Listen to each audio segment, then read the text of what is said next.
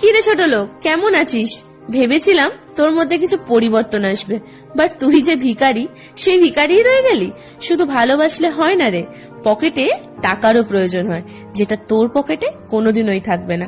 এই দেখ আমার বর, মান্থলি কত স্যালারি জানিস? 80,000 টাকা। তোর অকাত নেই, তুই মাসে 8,000 টাকাও কামাতে পারবি না। আবে থাম, অনেক বলেছিস, এবারে আমারটা শোন। তুই আমার টাকাকে ভালোবেসেছিলিস, আর আমি তোকে ভালোবেসেছিলাম। ছোট লোক আমি না, ছোট লোক তুই।